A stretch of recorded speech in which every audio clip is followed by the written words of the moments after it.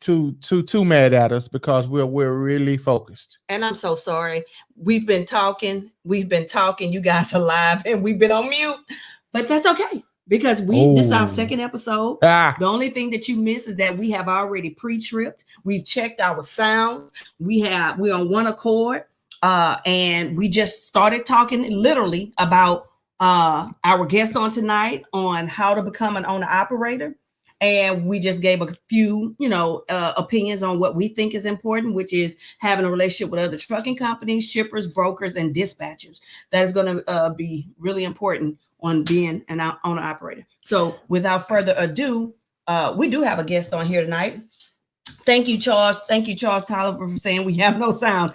Thank you. But I'll charge it to my brain. But nevertheless, I appreciate you guys for holding on there, sticking on there. We've been live for a little while, about 5 to 7 minutes now, not too long. And so I thank you. Who's that checked us on that? Yeah, thank you, Charles Tolliver. Thank you so much for checking us on that. Thank you, Charles. So without further ado, we want to get our guest on tonight. And while he's clicking in, coming in, while he's camming up, I just want to say the guest on tonight is I would say a good friend. We don't talk all the time, but we went to school together. We actually hung out at the prom together. Hung out. I actually he wanted to date one of the chicks I was dating in high school, and so I hooked him up. And so we have a personal relationship. Steve Calhoun of Calhoun Global Trucking is our guest tonight.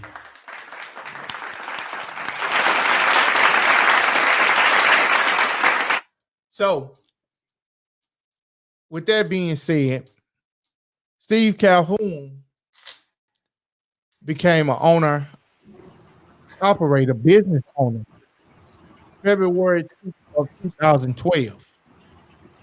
He currently has 4 trucks, 3 company drivers, and 1 owner operator. He currently has several contracts, one with Amazon, one with Uber Freight that is, and one with Convoy. I know Stevie, he's a friend. I can say he's a friend, not just a colleague, not just an associate. Like I said, we don't talk all the time, but when we do, it's in depth, it's deep, it's meaningful. And so I began this podcast, and before we even started, I gave him a heads up and said, "Hey, you're gonna be one of my first guests." And he's actually, listen, Steve, you had to be the second because Queen right here had to be the first. So he's a friend, and I want you guys to welcome to the podcast Steve Calhoun and his lovely wife of Calhoun Global Logistics.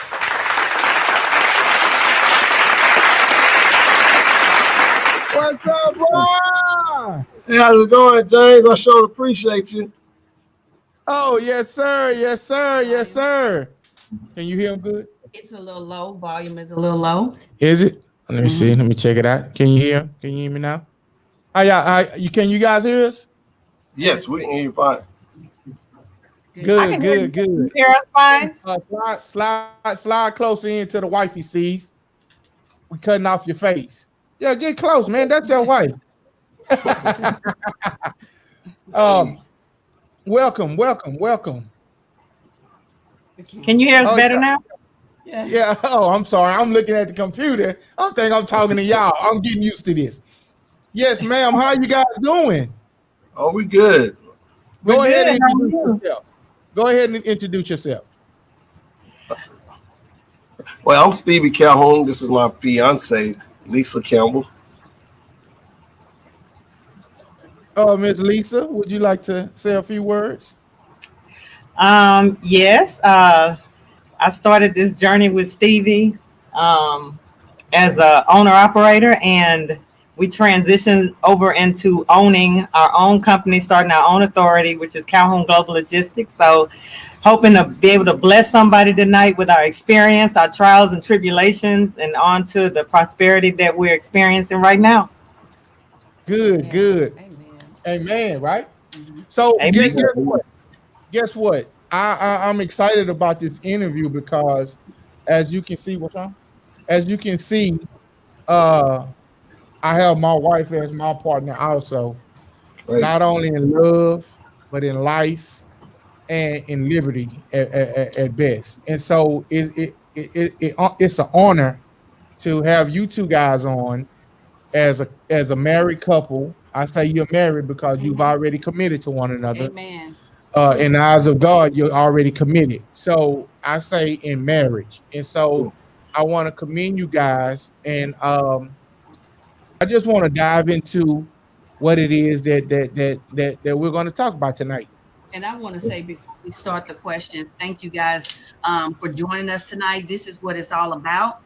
This is something that we definitely have been talking to the people that have been supporting us, saying that we wanted to not only talk about transportation and logistics, but also talk about love, talk about, other things, entertainment, things that would, bring people together. And the fact that we have you guys on here as a couple, as a team, as a unit, this is huge for the guests and the people that are on here tonight, the people that are looking and listening through my Instagram platform, the people that will go back and replay this once it's uploaded to iTunes, Spotify, and YouTube. They're going to be extremely blessed because this is a huge testament to what teamwork makes the dream work. So I just want to say thank you. Thank you guys once again. So we're going to get this thing started. I don't want to waste a lot of time, because if you guys can hang out with us for the rest after it's done, then we would love that. So my first question is, and it's fairly simple: how did you get started in the transportation industry? And just basically tell your story, your journey up to this point. Okay. Well, I started as a driver for Coca-Cola back in 1997. And then I ended up getting on a team truck, started driving team. And over the years, I just started seeing the owner operators, and I was like, they're making a little more money than we are as a company driver. So then in 2012, I decided to get my own truck. Actually, I did the hot shot, and I ended up getting 5 trucks, hot shot truck. And it was pretty successful for a minute there, but everything slowed down. But other than that, it was a very, very positive experience for us being becoming an owner operator. Okay, so right now I just want to dig a little deeper, and I don't want to take too much of your time if you have something to do, but it's gonna be about 30 or 40-minute interview. I need for you to tell us the good, the bad, and the ugly side of being an owner operator. Oh, yeah. All right. The good is when you get and listen. I hope you're feeling good. I hope you got your libation. I hope you relax, because I want to keep it A100. We in the trap. Got my little wine right here. Red wine. Check this out. We in the trap. And in the trap, we keep it 100. Yeah. Because when you pull that net back, it need to be full of something. Okay. So let's go. All right. 2012, I became an owner operator. I had a contract with an ethanol company, which actually paid me over $15,000 a week for one truck, which it was great because the money was so good. I was able to buy other trucks with that experience. So after maybe a year, they came to me and canceled my contract. And at this time, I hadn't saved money I was supposed to save. I didn't do the right thing, which I,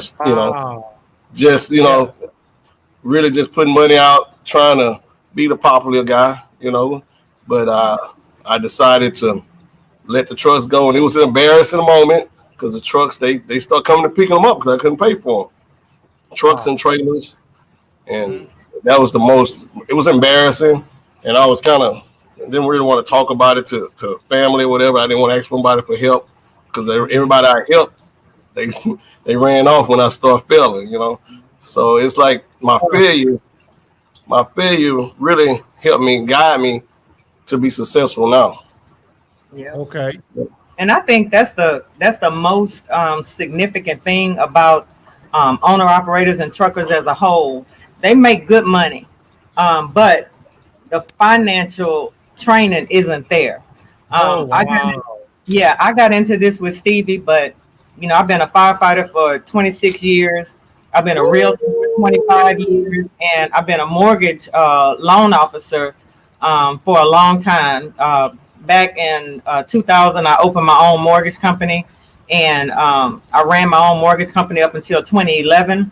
And then I put it down, to raise my two boys, and picked it back up about 3 years ago. So, you know, I see the good, the bad, and the ugly with, you know, our people, not only our people, but more so our people with our generational curses of, you know, wanting the hot shot and big time, and, you know, more fancy cars and ain't got $1 in the bank and got bad credit. And, and that's significant. What he said was, you know, it was an embarrassing moment. He didn't want to share it with family. And that's a lot of truck drivers. You know, a lot of truck drivers listening right now are going to say, man, everybody looking at me thinking I got it going on. I got this truck. But if I have a breakdown, I ain't even got no money to fix my truck. You know what? I'm bad. Let's put a pin right there real quick. You know what? You just struck a nerve. You struck a nerve right there. Do you hear me? Do you know how many truckers are on this road? Mm-hmm. And they living from what do you call it? They living from freight to freight. Freight to freight. Load to load. From freight to freight. Yeah. Yep. They get in this thing and they don't have a gas card. Oh Lord, no. They don't have roadside assistance over the country. Which those are the two most important things to a driver. Yeah. Yes. When he's on the road driving for you, is to know that I have peace of mind that if this truck breaks down or when I need gas, I don't have to get it Zelle money to me. I don't have to get it out of my pocket and then be reimbursed. That's right. Go ahead, Ms. Lee. Right, that's right. And you know, Stevie and I, I met him. You know, he had just started, with the company CRST. He was doing really well, and then it got cold, and he was doing flatbed. And he's like, man, what's going on? The loads wasn't coming in, and he had savings, but he had limited savings, and then he got tired because every week it was a deficit. Something was going on, so he was like, man, I'm gonna go get my own truck. And me being the finance person, I'm always a skeptic, and I was like, I don't know, I don't think you ought to go get no truck. But he was hell bent on going to get a truck. He went and got this truck. Lord have mercy. From day one, it was just, and then we didn't have that cushion anymore because he had his own truck. So before, when he was driving for CRST, if he had a breakdown, they was covering it. Now he on his own, and he, and with this trucking, you got a breakdown, it's minimum $1,000, unless it's a blowout, minimum $1,000. So he's starting to see his savings, go. One breakdown after another one. You got a load, you got a breakdown. Now you ain't getting paid on that load because somebody else got to come get it. Yeah. So we went through, and we started to see, something happened. You got to get it towed, $1,200 for a tow. Then the motor, that was what? 11,000. Then the transmission, and he was tapped out. He was like, and all these people that he had loaned money, giving money, he calling people, ain't nobody got nothing for him. People telling him, it ain't you. I just don't loan money to folk no more, and this and that and the other. And I'm like, oh, okay. So, okay. So now I'm seeing, so it was like we really had to connect and create a bond, because we weren't even a year in where we been. Yeah, we wasn't even a year in, and I had to trust, and I'm like, and I'm kind of a little kept lady, I'm used to, I'm used to being a little kept, in relationships. So, here I am now. I gotta put up. Okay, we gonna this is a little love language right here. Yeah, I'm used to being kept, and he was doing some keeping in the beginning, and then I'm like, okay, well, I'm ride or die. I just can't run out on him now that he's having problems. So now I'm trying to help, and and it constant, over and over again. I'm like, babe. I was like, I don't know. So at one point, I was like, I don't know, babe. You might have to figure out something else. We might have to do something different. You telling me to go, baby? It's company drop.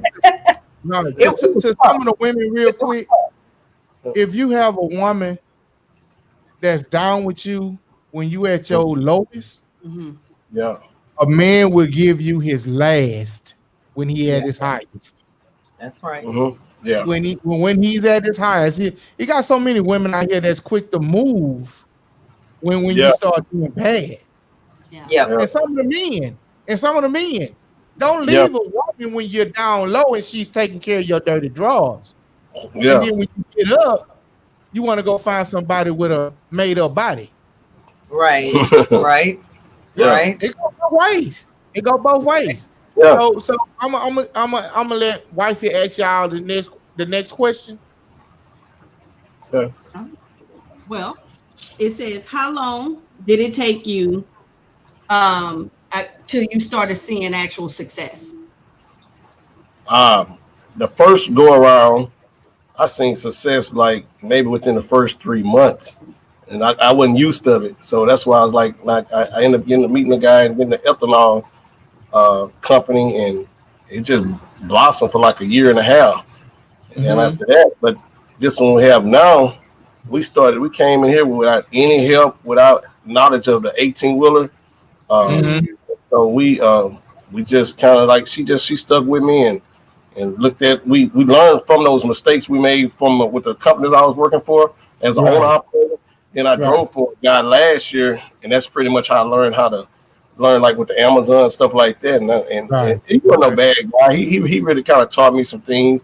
He took a nice little amount of money from me, but he was about business. But it was about business. It was his business. So I was like, hey, I think I can do this again. So I had to come crawling over here. It's like, hey, I think we're ready to get another truck. I think we're ready, And then I think she got fed up with the guy too. She was like, she got fed up, and she's like, let's go get that truck. So she kind of pushed, and that was in April. So around by April, we got our we took I still had my truck. We put it on, and then around about June, July, we got our contracts about July, and from there we just started buying trucks, and it's been very successful since. Real quick, one side question. How much, and just give me a number, how much do you think a person should have saved up before they jump into trucking?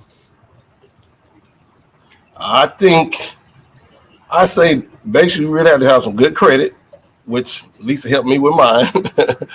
And you should have, I say, at least between $30,000 to $50,000. That's right. Okay. I feel the same way. Because when you start, people think that you're just gonna start an authority and you're gonna start working. No, you start an authority, you gotta have a truck. You gotta have some insurance for trucks, and that insurance is high. So you gotta establish your insurance, you gotta pay for your authority, you gotta start your corporation, you gotta start your business accounts. It's a whole bunch of money. You're gonna be 10,000 in, and then you gotta wait 30 days before you can even start working to make a dime. Yeah. So you gotta put up about at least $10,000, and then you gotta be able to hold yourself for 30 days because that insurance payment coming again, before you can even start signing up because your authority ain't active. So you gotta have a little money. Yeah. And that's per truck. And that's per truck. Yeah, per truck is you're looking at over $1,500 per truck just for the insurance, and then a month.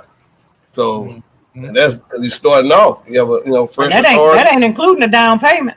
Yeah, down payment is like you're looking at $5,000 just to get it started. So it's a lot of money coming in. You're gonna be able to make money, but then you might get out there and first rodeo you get might break down.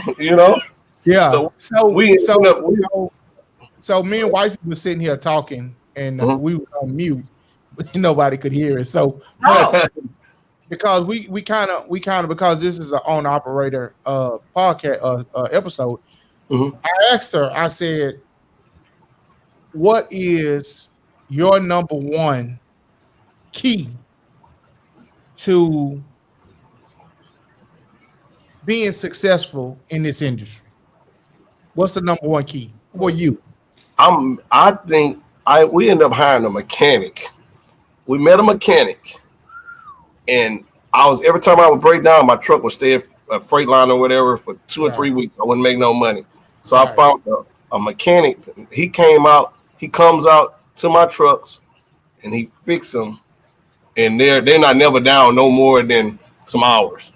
And it kept money steady rolling. I think that's the most important, is that having a mechanic, but really having a good driver that's going to be loyal to you. And that's really one of the number one things. You need a driver that's loyal. We have some good drivers. Yes. And taking care of your drivers. Yeah. Treating your drivers like family, so they'll treat you like family. That's definitely important, and that's really important. I'm glad you mentioned that. But let's say that you are an owner operator and you knew with your authority, and you drive your own truck at this point, because this is where we get a lot of newbies coming in driving their own truck. And so he asked me that question, and so let me tell you, my answer was having a relationship, at least with shipper and a broker at minimum, because coming in new, for me, if you come in new and you already been building relationships, because relationships is like the biggest thing to have and build in this industry. Those were my number one and number two. So that's what he was really meaning. Like, aside from you guys, y'all have drivers, you know what I'm saying? You the big boys. We talking about, newbies that want to come in new, fresh. Right. So I'll add to that, as far as shippers and brokers. I don't think, and I'm new to trucking, but what I saw about brokers is brokers are kind of,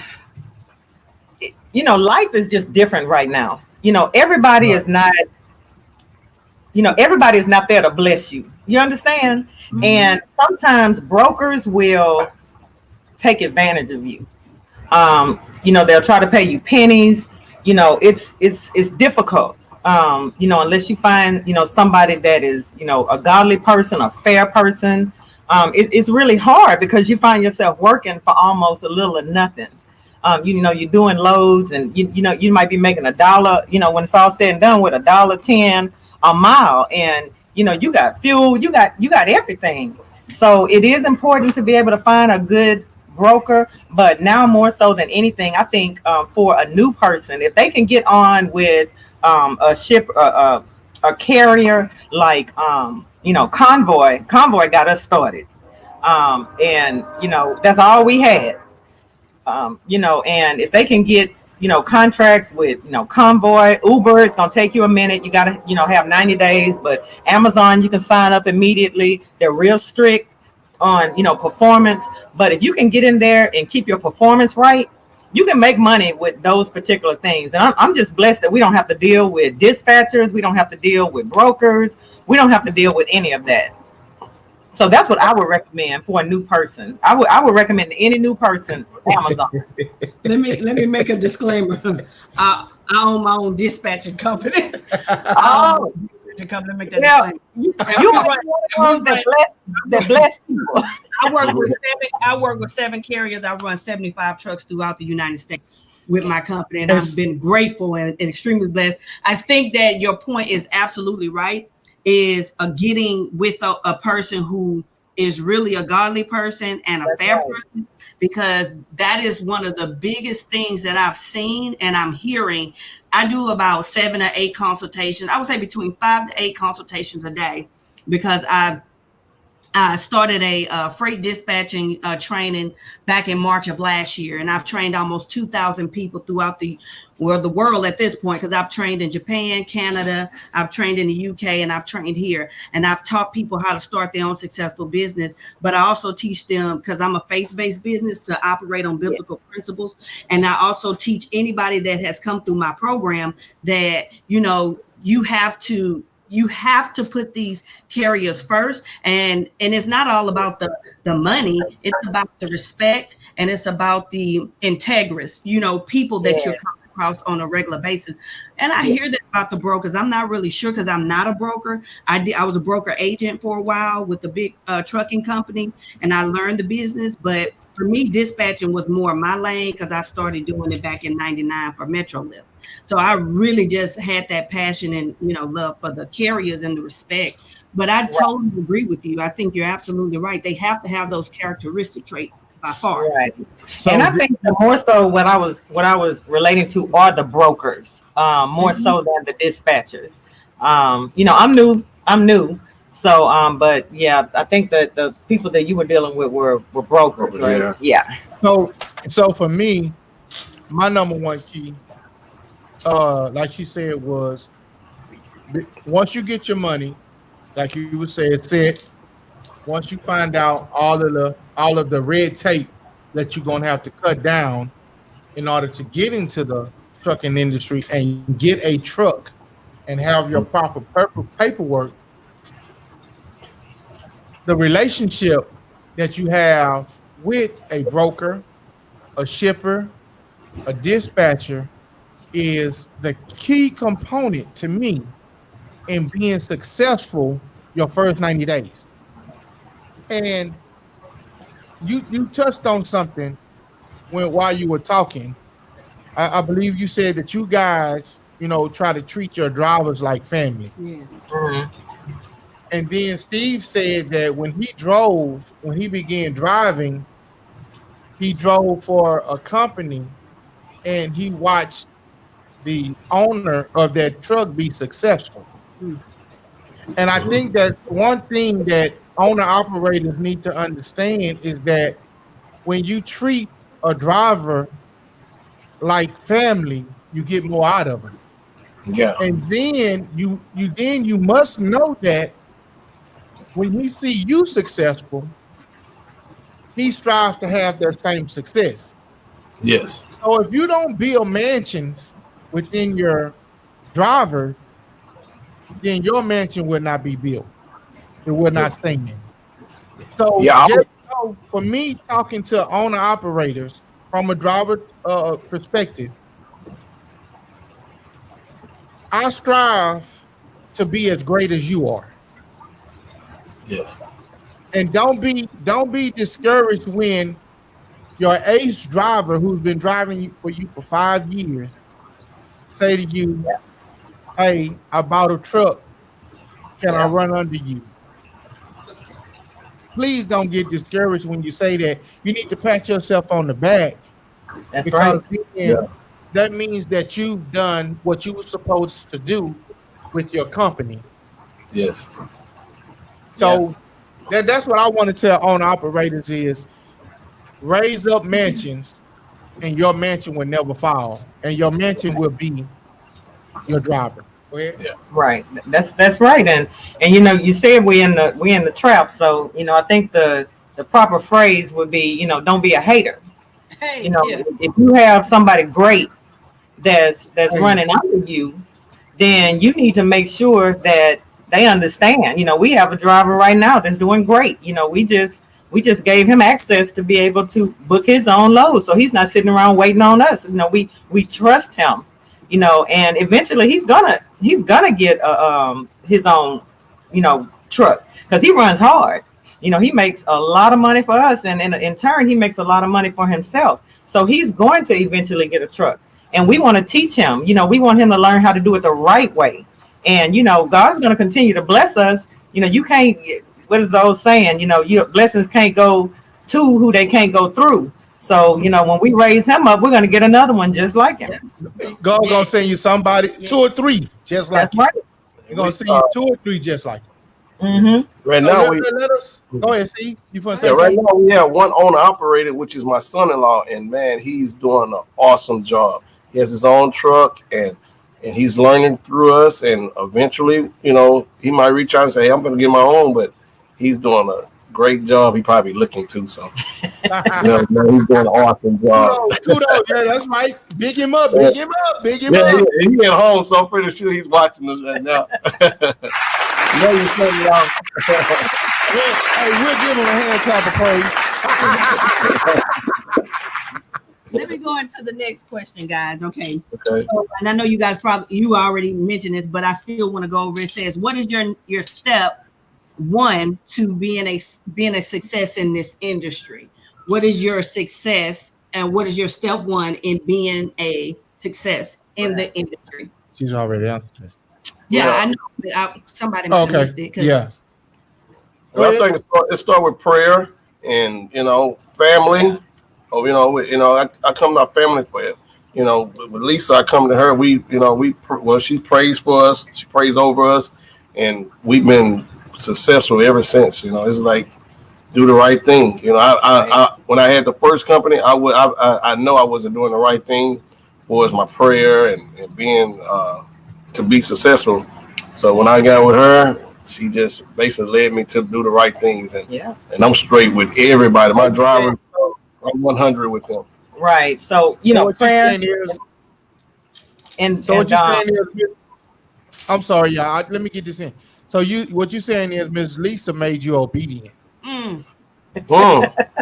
She made me a better man, for us being in a business. Especially, I always had people to tell me I wasn't gonna be no good business owner, and I never thought I'd be a business owner. To be real, they just feel like you was this old truck driver, and that's why I was, basically was in my ear long for years, So I had to, find somebody to say, hey, you're okay. You can go out there. You know how this works.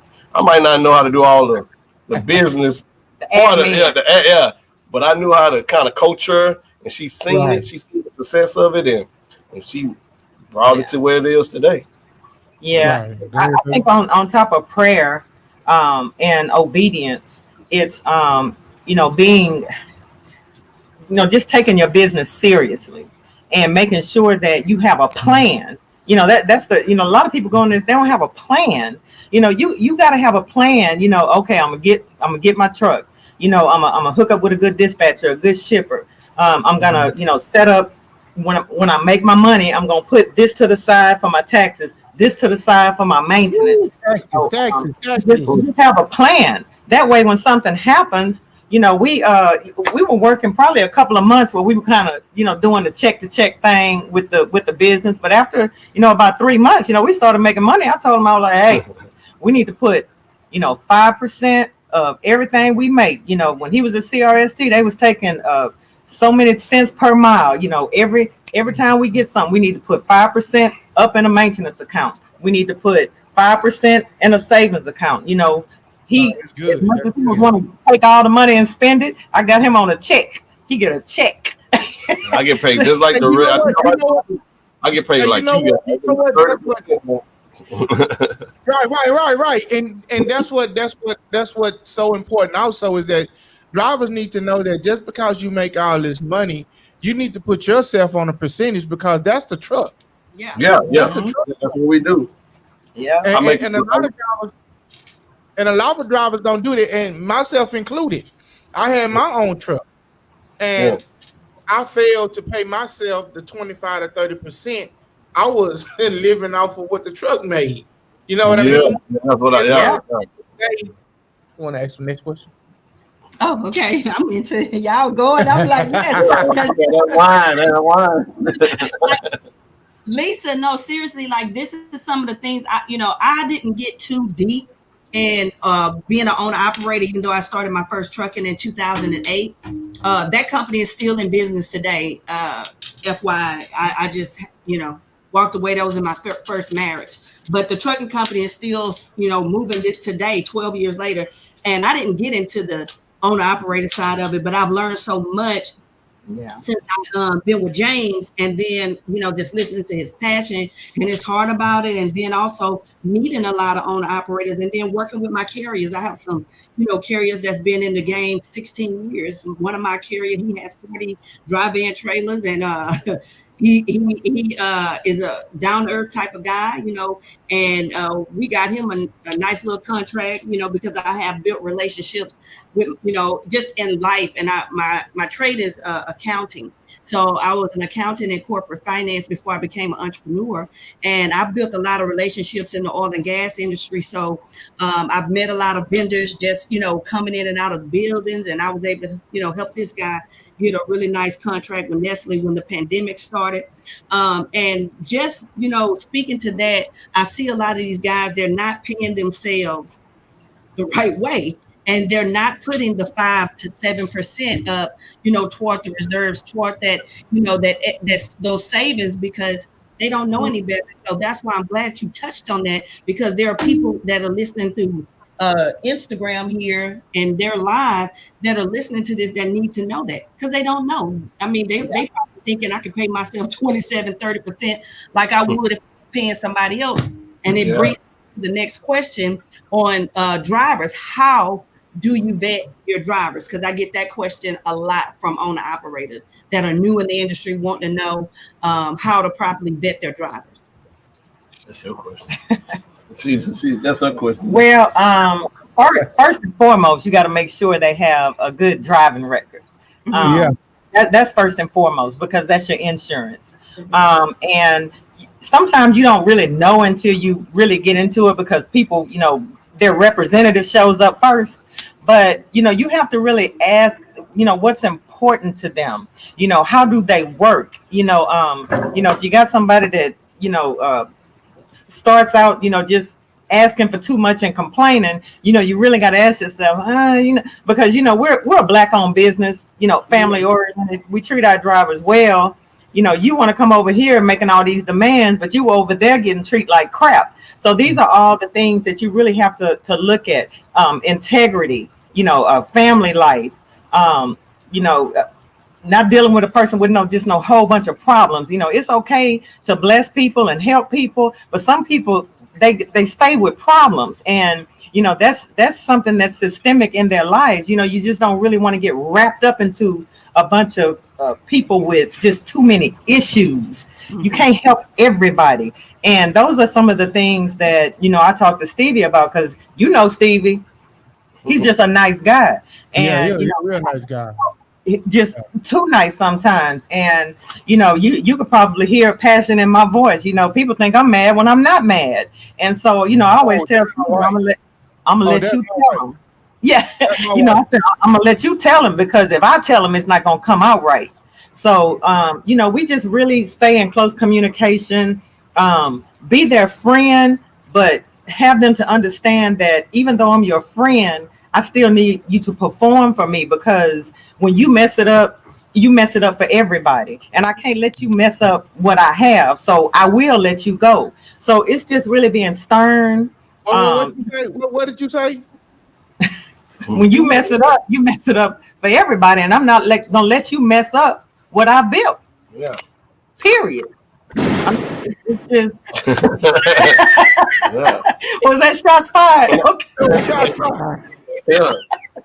We work too hard to because we're gonna treat all the drivers with respect, and we tell them when they first get here, if you messing up, don't go ahead and mess it up for everybody. If you want to mess up, go ahead and just tell me you need to leave or whatever, but don't go ahead, because you're messing up stuff that we done built. We done worked hard for this, Right. And I think we pay our drivers real well to be able to come back and talk to us and whatever, but don't do us.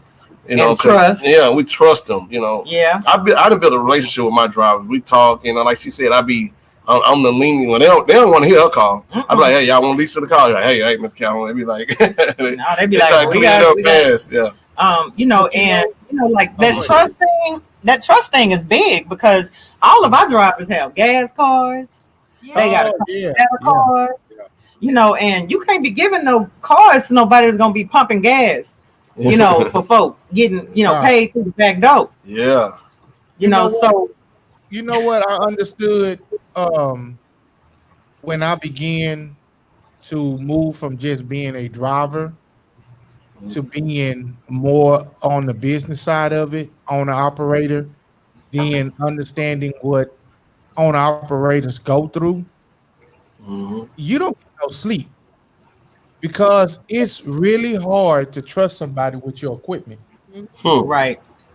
Because it's not only your equipment, they're on the road and you got to trust them not to hit nobody, hurt Yeah. nobody.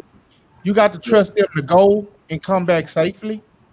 That's a tall order when you are an owner operator, even working for a company. I understand that now more than ever that trust in your drivers is a big deal. Yeah. It's a very big deal. And I don't think drivers understand how big of a deal it is until they get into a bind. Yeah. And then you see you see what kind of company you work for when you get in a bind and that company's right there by your side helping you out of that bind and then giving you another chance Yeah. to, to straighten up your mess up. Yeah. How long do you think? Is it 60 days, 90 days, 120 days that you know what type of driver you have? Just give me a month. Just give me a number. Is it 60 days, 90 days, 120 days? Well, I think it's different with every individual driver. And, I just thank God for discernment. That's something that's so important for a business owner to have. In other words, you got to know how to read people. You got to know how to read people. And, Yeah. you got to know how to read people. And, discernment is just, discernment, in my opinion, discernment is Christians, God fearing people, because God is not going to let God is not going to allow things to happen. God is going to show you. He's going to reveal things to you beforehand. It might be a hunch, it may be a feeling, but every individual driver is different, and you just really kind of got to get a feel of them. And people are gonna. My dad always used to say, 90 days. People can't. The representative is going to go in the house after 90 days, and the real person is going to show up. So I would think as it's 90 days. rule, yeah, as a general rule, I would say 90 days. Okay. 90 day rule. It's hard for somebody to be who they're not for more than 90 days. Right. Okay. Well, I think we've touched on. We've had fun. I'm not running you guys off. I want you guys to stay with us. We got a lot more show, and we're going to ask this last question, and then we're going to kind of relax a little bit and have fun. What do you want people to know about the Calhoun legacy?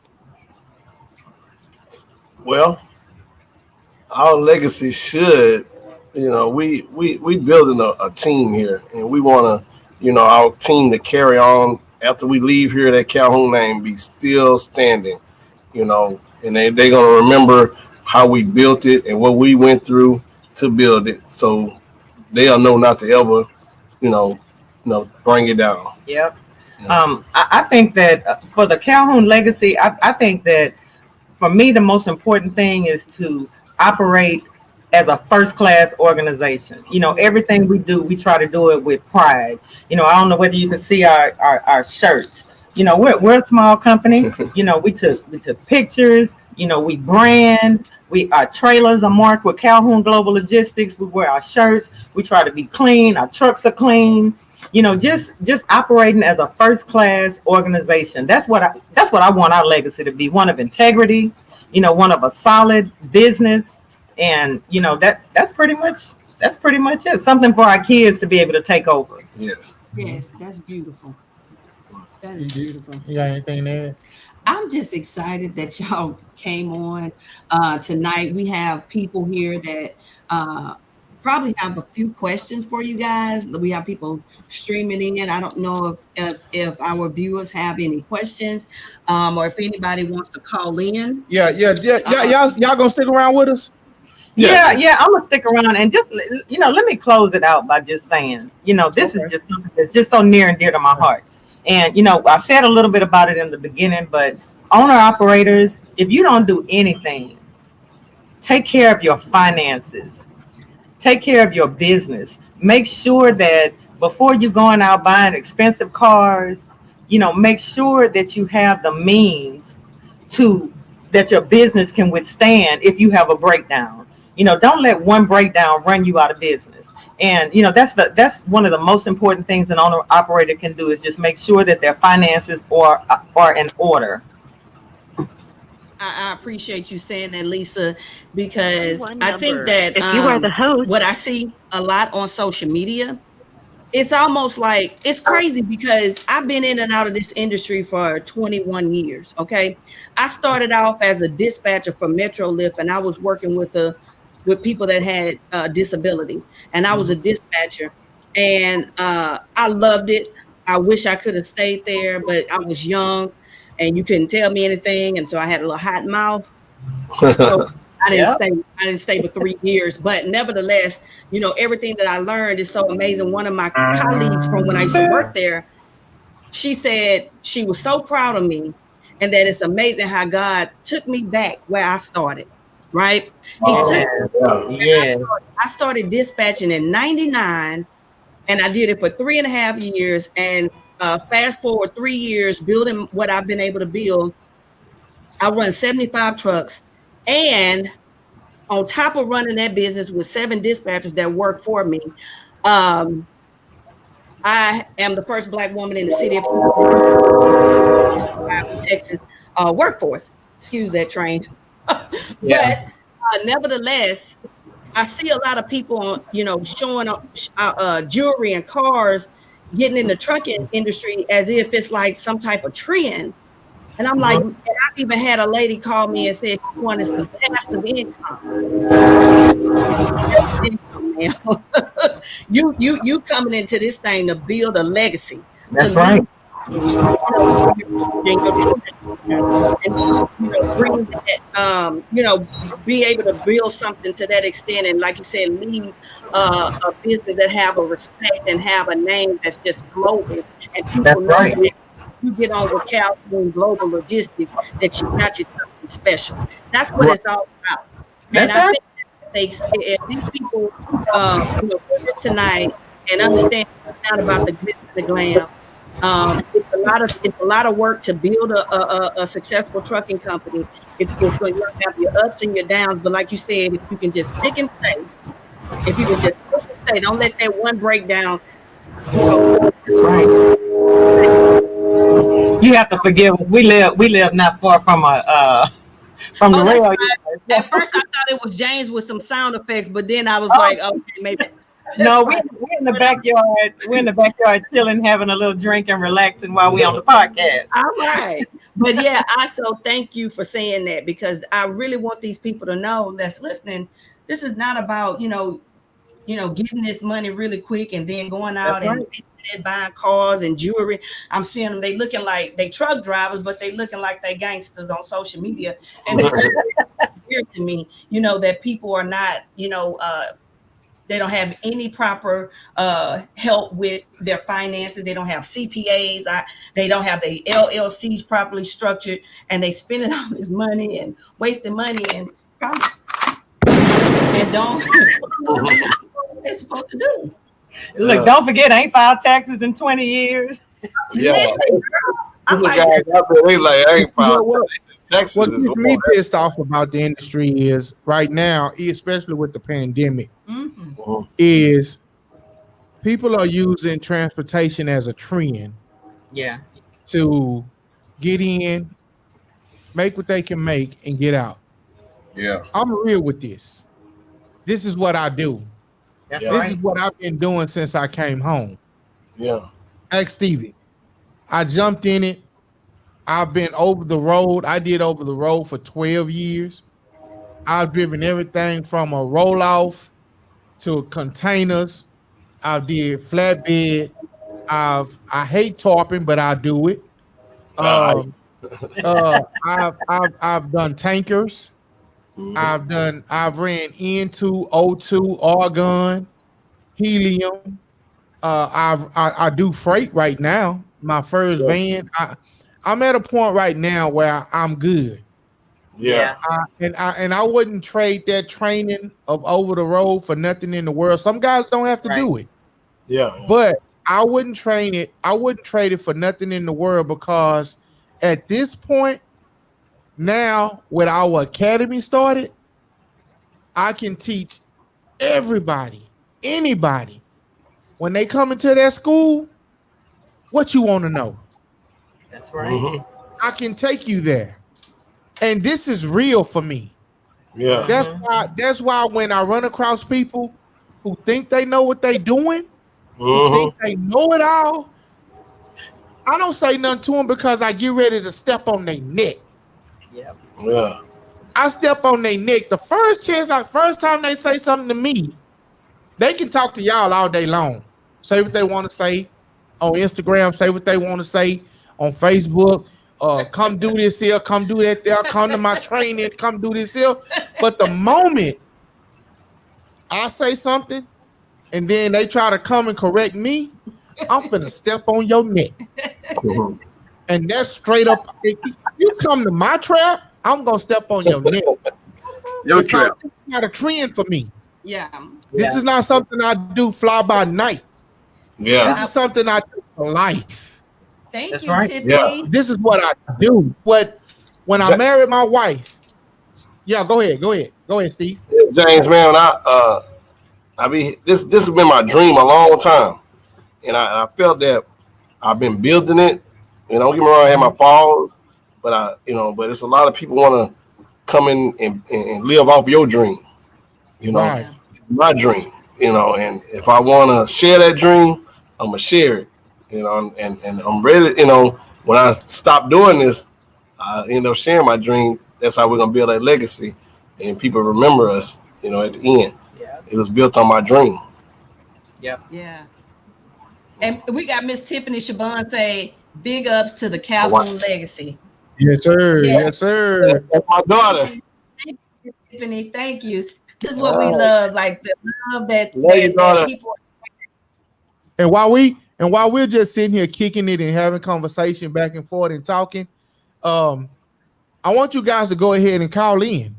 You got questions for us? You have questions for the Calhouns?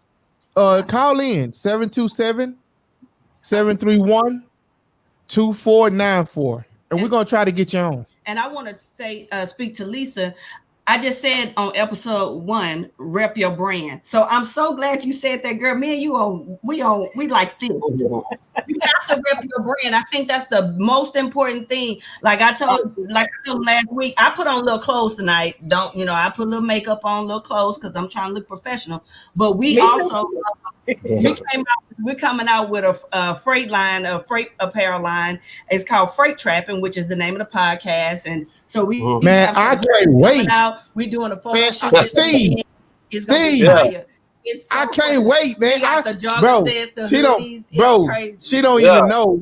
You know I wear hats, right? She don't even know I already got sample hats coming. Got hats coming. I got sample hats. I need to get me some hats. I like it. Freight trapping is for everybody. If you brokering loads, dispatching loads, carrying loads, you're an owner operator, whatever you do that has something to do with freight, you freight trapping. That's how you get your bread and butter. That's how you building your legacy. That's how you take care of your family and your friends. Say you freight trapping when you watch this podcast. Yep. Because we some game to help you get that freight. Yep. We giving you some type of game. So when you come in here, you're gonna get something. You're gonna get something. So at the end, hey Steve, I can't wait, man, and bro, I can't wait till y'all see this. I'm a bless y'all with some merch. Y'all don't. Hey, we gonna get us a couple of vests. That's what we gonna do. Some of the safety vests. I can't wait. I can't wait. Hold on, y'all. Hey Brian, how you doing? Brian, how you doing, man? What's your last name and where you calling from? Calhoun. Calhoun.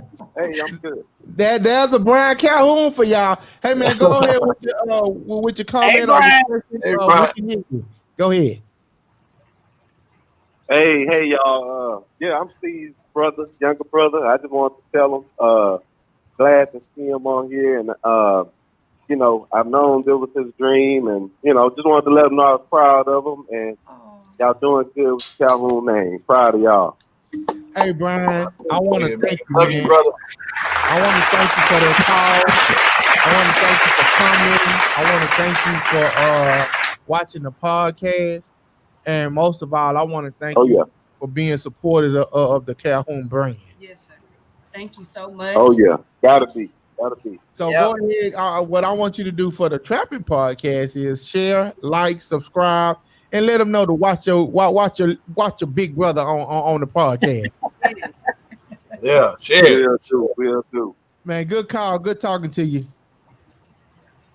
All right. Thank you. And we have Shashandra. She said, I'm so proud of all of you guys. We have Chanel. Thank you for all the awesome information. Thank you, Shashanda. That's my girl now. Yeah, that's all Shashanda. James, you know she's moving something. That's great. Yeah, that's your drinking partner, ain't it? Yeah, that's his margarita partner right there. Hey man, Shashanda has been a friend for a long time, and I promise you, I promise you, man, Shashanda is one of the most genuine people you ever want to meet. And I love her. I love her. Yeah, and we I love just want her to know that from us, from the Brook Dogs, we love you. Brook Dogs. Brook Dogs, even though you didn't stay, we still love you. Yeah, she did leave. Yeah, she left us. Hey, we love you, Shonda. So this is what I want to do while we're waiting on another call. Steve, Miss Lisa, have you ever rode in the truck with Steve? No. Let me answer that. Well, I wanted to one time, but he couldn't. He didn't own any trucks at that particular time. He was leasing. But no, I haven't rode in the truck with him, but I was supposed to ride in the truck with him the other night. But what was I doing? Working? She be stopped. I'm gonna ride with you then. Well, her work's called. I told y'all before, I'm a real estate agent as well. And you got a lot going on, Miss Lisa. Yeah, I'm a Jamaican. I got 4 jobs, mine, you know. So I got a lot going on. So this is for the two of you guys. And since y'all haven't wrote together, you can answer it separately.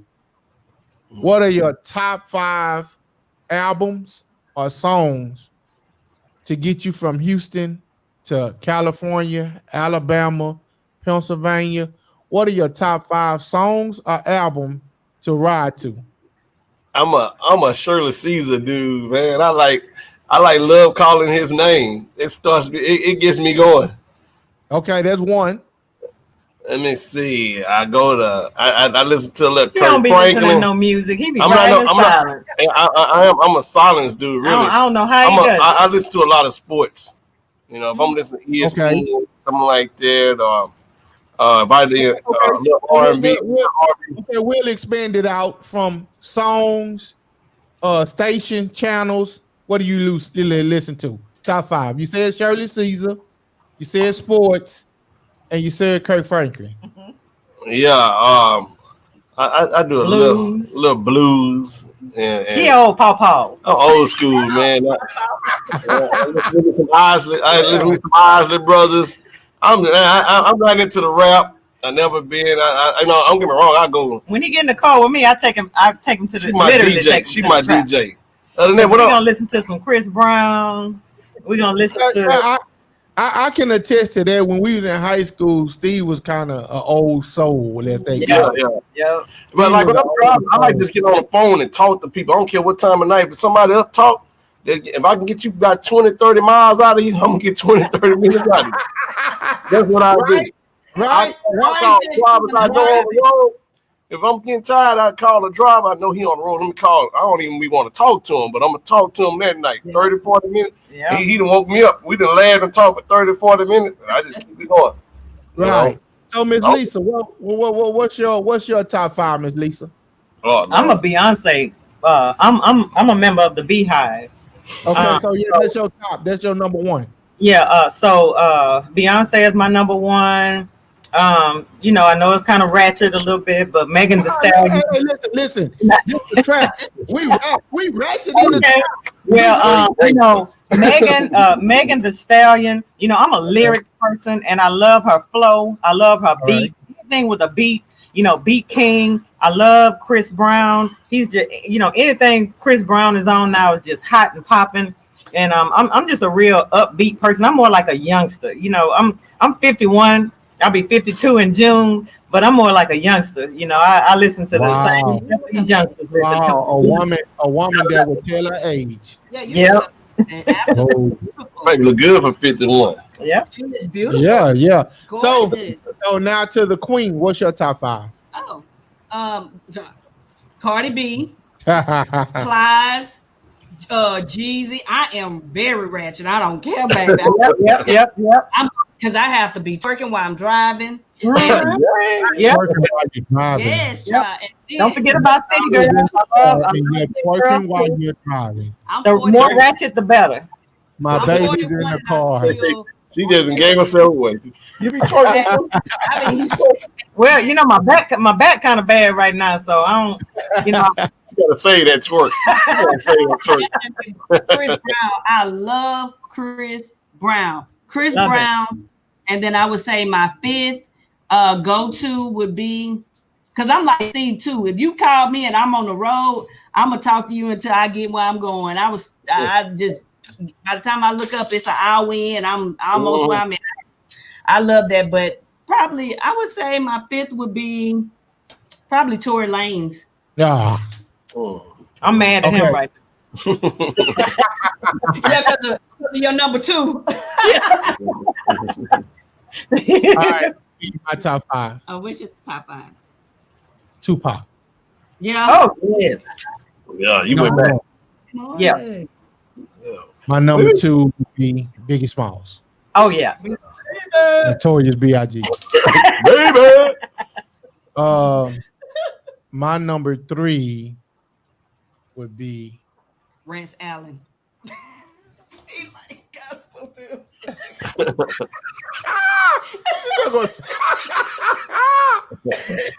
No, my number 3 would be Yolanda Adams.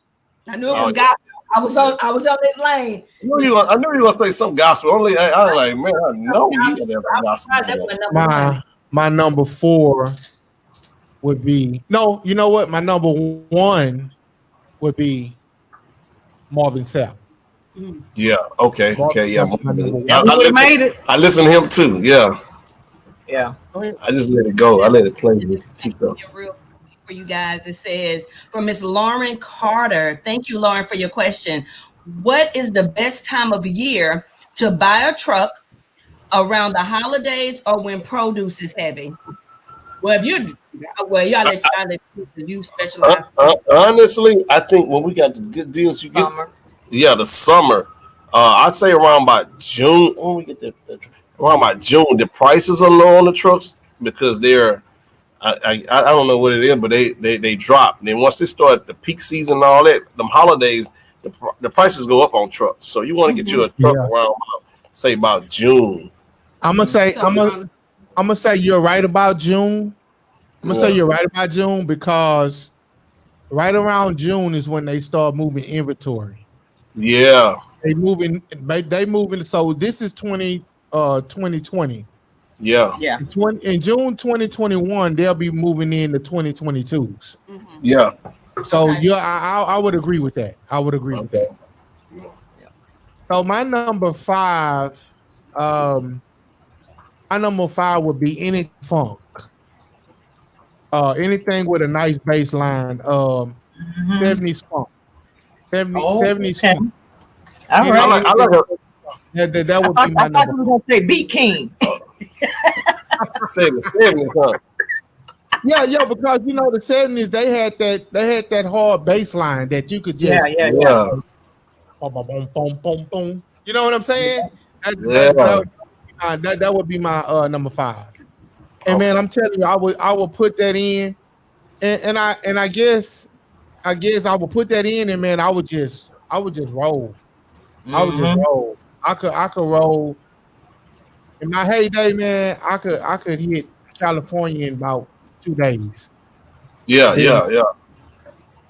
and I'll be back home early Saturday morning from Dallas, picking up a load of shingles coming back to Houston. That's how hard I ran. I know about them shingles in Dallas. Yeah, and that's how hard I ran, and that was before they would make you take a 30-minute break every 8 hours. Yeah. You know what I'm saying? And then before that, before they came in with the 10-hour rule, 11-hour rule, when they came in with that, before they came in with that, I would be, man, I would be gone. Well, you got a question over there on Instagram? Question on Instagram. This is from Terrence. Thank you for joining us, Terrence. He's from Florida, and he wants to know, how do you deal with trucker emotions? How do you deal with trucker emotions? We don't. What is trucker emotion? The emotion, like getting upset or whatever. But our drivers, they haven't really. We had one. Well, I tell you, babe, a driver. He didn't really want to do the night, so we try to help any driver. Try to help them out, especially if they're a good driver. One of our drivers, he rather drive days, which is understandable. But as a truck driver, you're supposed to be able to drive it anytime. Just get your rest and be able to drive. But we try to deal with everybody fairly. Yeah. At the end of the day, we try. I think that's the key. Yeah, we treat them fairly. Listen to their concerns and do what you can. And I'm gonna say this. Oh, go ahead, Ms. Lisa. I'm sorry. I just think listen to their concerns and do what you can. But at the end of the day, this is a business, and it has to operate, in the manner that we need for you to operate. So, we try to give them a chance and work with them, but at the end of the day, it's a business. Yeah. So that was actually a good question. Because you want to have those. You want to have drivers do that. Right. That leads me into the next segue. That segues into the next topic. Is we always try to do a health tip for our drivers for the week. Yeah. And he spoke on how do you deal with an emotional driver.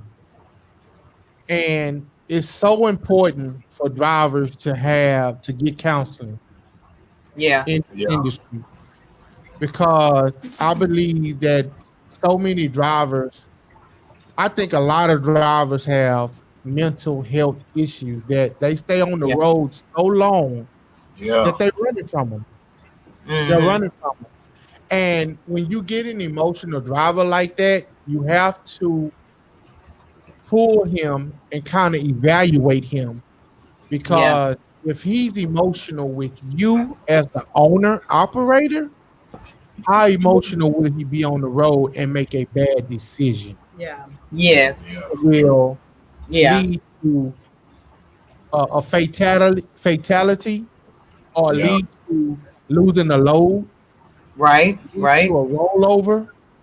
And I just think it's so important for drivers to understand that you're on that road, and even though it gives you a peace of mind, even though it gives you a calm, if you don't have that calm and that peace of mind before you get in the truck, you're not going to get it while you're on the road. That's right. Yeah. That's right. You're not going to get it while you're on the road. And that's why I think it's important that we as owner operators that have trucks, that we begin to try and see what government aid that we can get, that we can offer our drivers that particular counseling. Because I think that's true. I think that's what the scare is about going to counseling. It's the cost. Because they're like, man, I can't afford it. Bro, you have to afford it. They got all kinds of, they got all sorts of resources that people can utilize. And I'm gonna say this, and then I'm gonna have to cut out because I got to go pick my son up from basketball training. I think that there are different levels of emotions as well. And the fact of the matter is, a lot of truck drivers, they're not some of them are, and this is not a put down, but a lot of truck drivers are not the most savvy individuals, when it comes to being educated, when it comes to family members and things of that nature. So there are different levels of emotions that you have to deal with. You might be dealing with an attitude person. You might be dealing with a person that got a girlfriend or a wife that's giving them a lot of drama and their head is off and stuff. So it's different levels of emotion. So, it's just, being that ear, and a lot of times we don't feel like listening to everybody's problems, but sometimes you got to be that ear. Especially as a business owner, when you got somebody that's dealing with a lot of emotions, you got to be able to talk them down a little bit and have some things in place for your drivers to be able to get some help. If you don't have an HR department, and then, try to figure some things out where they can get, some hotline assistance or something like that, just to make sure that your people are good. Yes, that's awesome. A friend of mine, she's a LPC, and she will be joining us on an episode where we will touch on mental health. And so we're going to ask that we'll keep you guys posted. Okay. You want to come in. She has a office here in the northeast part of Houston, and her name is Sepra Preston Rawls. And she's going to come in, and we're going to, this is how much we care about this industry. We wanted to even have that segment where we speak on and touch on mental health and how a lot of these drivers are affected out on the road. And so she's going to come in and share her knowledge and expertise on that particular subject. Hopefully in a few weeks. We've already gotten booked up until like February 2021 with the podcast. Oh, cool. God is just so gracious. Well, we're privileged to be number 2. Yes. I was like, as soon as y'all came in, they just started coming in, and I was like, wow. Yeah. And we also will have Mr. Trucking Hustle, Mr. Ramel Watley out of New Jersey. He actually has the #1 trucking podcast in the world, and he's going to be our guest here too. So, that's exciting.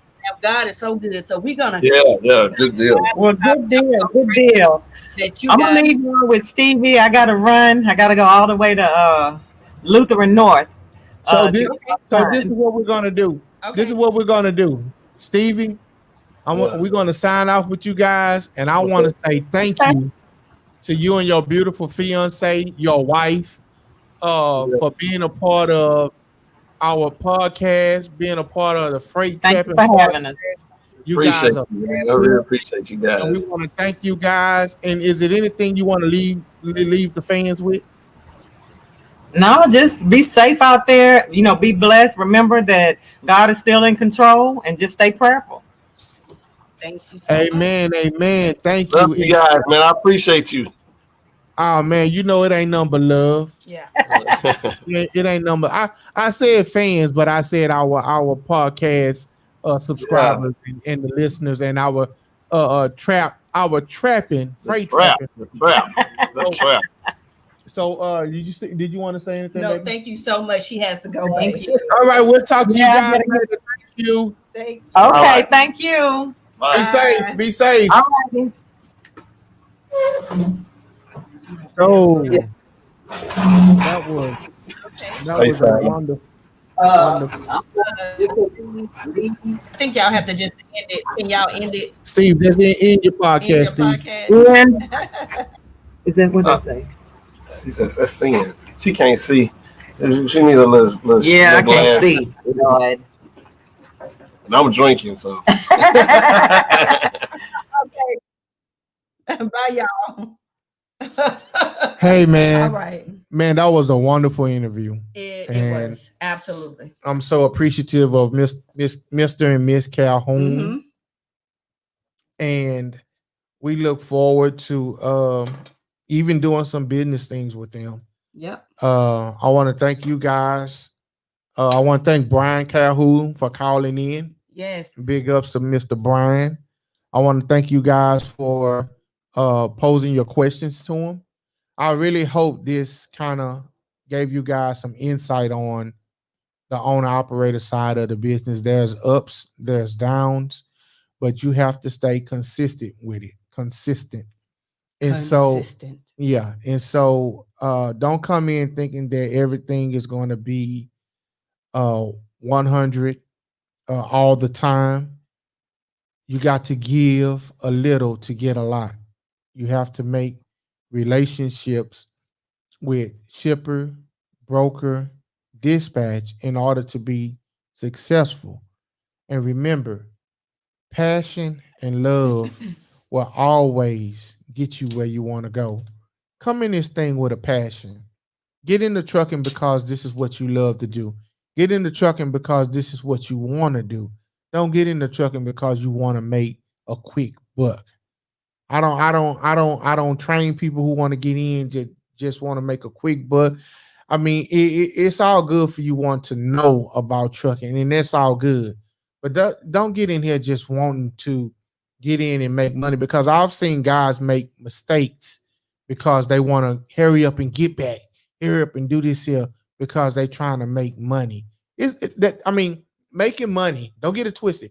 Making money is at the top. But love when you're making money. Love what you do while you're making money. Because if you get up just to say, "Oh man, I gotta," don't go to work groggy. Come into this thing and make your money. So I'm gonna ask Tawana one last time. Give us the keys that they gave for vetting a driver. They mentioned checking their MVR, making sure that they have a good driving record, driving history, just basically using the spirit of discernment, having conversations with them to hear their heart, to see if they're integrity, if they're integrous. Also, see what kind of family life they have. So these are key questions you want to ask them. Do you have any kids? Are you married? Mm-hmm. Things that will kind of give you a sense of idea of who you're dealing with. And then feeling like you're able to trust them. I think those are some really great vetting methods. I think that they've just blessed you guys with a wealth of knowledge, some nuggets even in the process of it. And I just really, I thank you guys for tuning in and joining us and being a part of the growth. And I'm just excited. We're going to, I think week 3, next Sunday, we're going to go into Hot Shot. I've gotten a lot of carriers that have their authority. Some do not, but they have their own hot shot business, and they need help. And so we're going to have a gentleman on next week that specializes in hot shots, and he's going to bring a wealth of knowledge, of experience.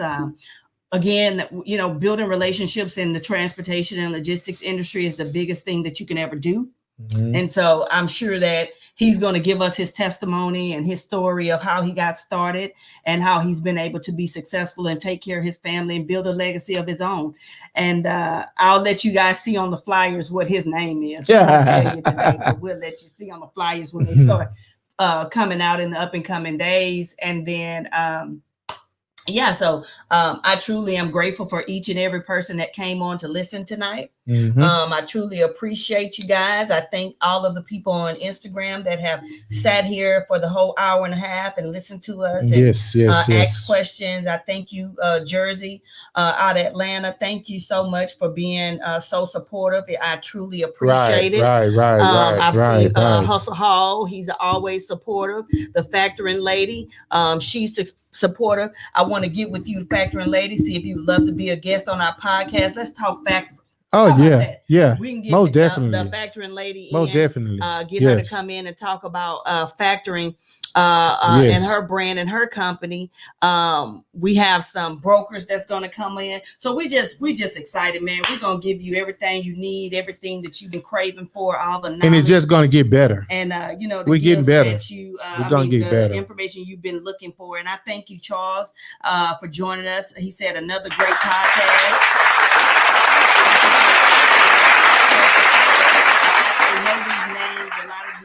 Individuals I have worked with, I have been able to be a blessing to them as they've been a blessing to me. Even just seeing enough in me to want me to educate them and train them in this industry. So I truly appreciate your support. And I look forward to having a lot of you on here, because like my husband said last week, we want to get people that are in the industry at the ground floor. We're looking at people that's formulation stage in, you know, building and learning the business as well as building the business.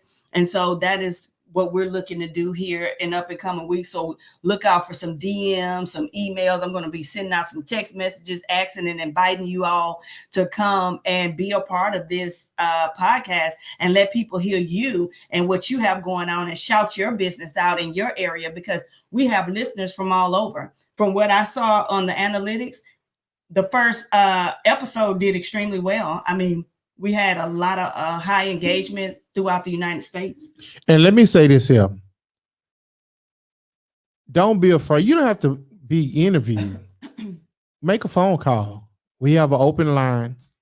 You can call in and just for 1 minute, a minute and a half, say hello, where you're from, what you do, and we'll give you that. We would love to talk to you guys. We would love to hear your voice. We would love to hear your opinion. You have any questions, email us. We will address that. And we may even use it as a topic. Yeah. We may even talk about it as a topic. But like you said, we're going to have Hot Shot owner on next week. He has a wealth of knowledge. And for me, it's not just about, you know what I'm saying, how much money you made hot shotting. We're bringing experience to you. We're bringing experience, because when you hear this experience and you get that experience, your money will come.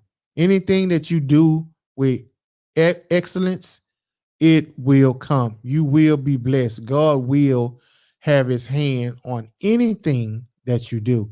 And these guys just like Mr. Calhoun, they've been through the ups, the downs, and the ugly.